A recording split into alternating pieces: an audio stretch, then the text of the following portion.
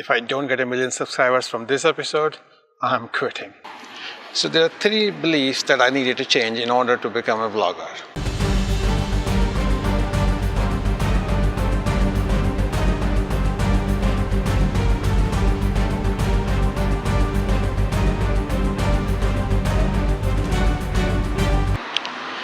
Hi, I am Sunny, and if you remember my last video, I was talking about why I think I could not start a successful vlog. And first of all, I'm really thrilled with the response to that. I was thinking that nobody would have the time to actually watch me ramble on for 10 minutes, just essentially whining about all the reasons that prevent me from, from starting a vlog. But after I posted that, people didn't only just look at the video, but they also took the time to respond, and they gave me very good, very constructive feedback, positive feedback. I also watched a couple more videos, one of them from Peter McKinnon, talking about that specific thing, as in, do you think you have a very boring life, and which is why you should not start a vlog? And he thinks that you should still try and start a vlog. One of my friends actually quoted Peter McKinnon to me, that very video. She said that the story is you. That's what Peter McKinnon says in the video. That video is called How to Vlog, if you want to find it. So based on all of that feedback, finally I decided, yes, I do want to start a vlog. And then I had to see how to overcome those limitations, those constraints that I had in the shape of those 7 reasons. So my first belief that I needed to fix was about the set. I asked you guys, how long can you stare on that wall? And then I thought, like, why do my audience need to stare at that wall? Why can I not shoot outside? And the answer to that brought me the real problem, that it's not the set, it's not the absence of a set that is the problem. The problem is my shyness or my awkwardness in vlogging in public. Funny enough, I watched a couple of videos by other people, including Peter McKinnon and a couple of his friends like Chris and Matty, and they all talk about this thing about vlogging in public and how it's awkward. And all of them said, even the people who are doing 100K subscribers, and they said that it's still awkward for them, but they still go and do it. So, well, I thought shy and awkward, it's always going to be, but shy and awkward is my wheelhouse. Dude, I got this. I don't know why I did that. No, sorry, just like, yeah, that's my thing. So that's the first obstacle. And this is why I am right now outside in my town on a road near a junction, on a bench where I've got the camera on the GorillaPod, and I'm talking into this with the microphone on top of it, looking like a crazy person to all the cars that are driving by, and trying not to give a damn. That's my first belief. You don't need a set. The whole world is your set.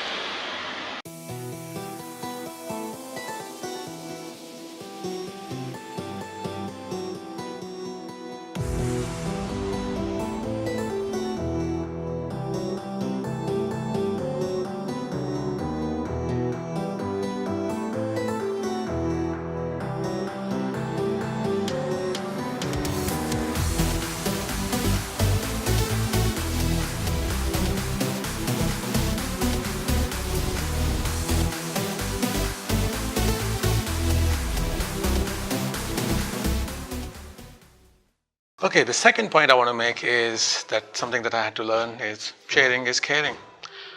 To be honest though, sharing is caring, I said only because it rhymes. What I actually mean to say is that I may not have that amazing insights into things like photography, cinematography, that people at the level of Peter McKinnon or even like Andrew James.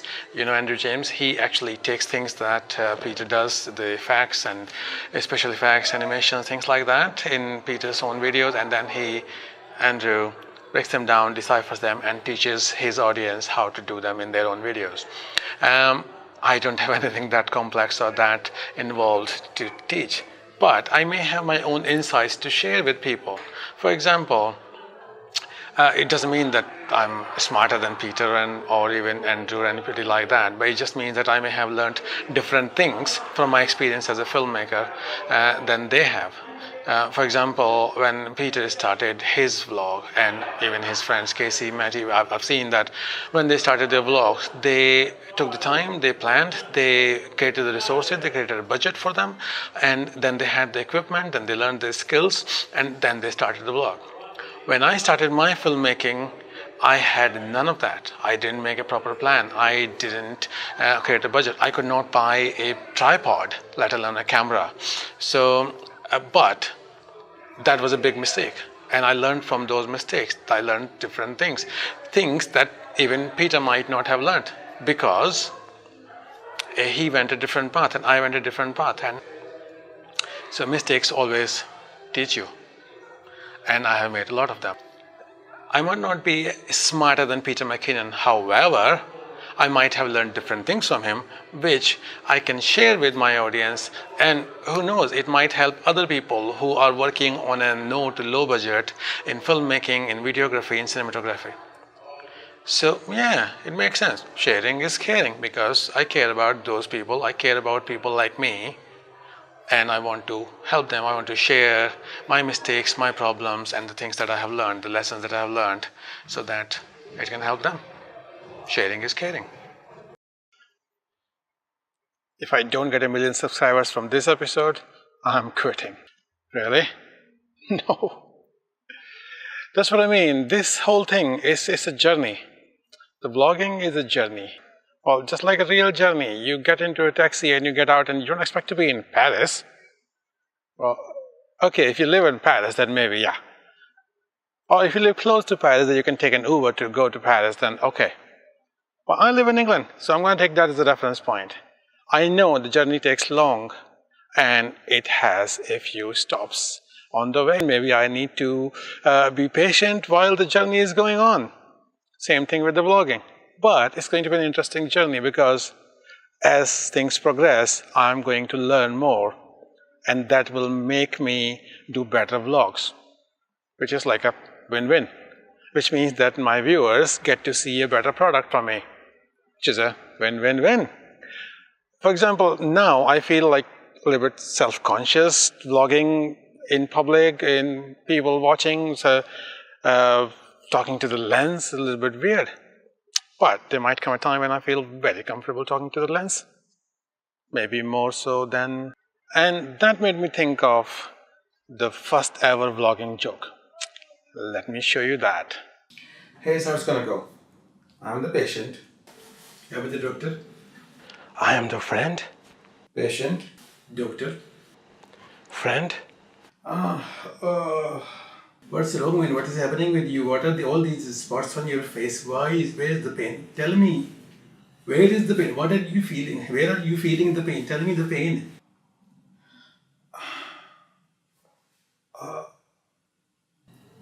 Doctor, help my friend. My friend is in pain. Doctor, you have to help my friend. I am trying, but he's not cooperating. He's not telling me where the pain is, how he's feeling. How can I tell him? If he does not tell me the symptoms, how can I help him? And I'm trying to help him, but he does not talk to me. He's not telling me anything. I have the solution for that, doctor. Video camera. Sunny, camera is rolling. Go. Well, good morning, friends. As you can see, I'm in a little bit of pain today. My friend Dave has brought me to the hospital. And you can see that these spots, they were not there in the last episode of our vlog, but I woke up like this morning and there is some pain around the ribs area. I have no idea why. But the doctor is here, so we'll see in a second what he has to say, and I will update you pronto. Cut. Can you help him now, please? He's told you everything now. Yes, I see that now now I know I can help, but what was all that about? Oh, he's a vlogger. He talks better to the lens than to the people. Oh my God. So that was the world's first vlogging joke created by yours truly. So that's my third belief. The vlogging is a journey, and those are my 3 beliefs that I think a vlogger needs to have before they start. Thank you for watching, and now that we know that I'm going to start the vlog, I have started the vlog, please consider subscribing.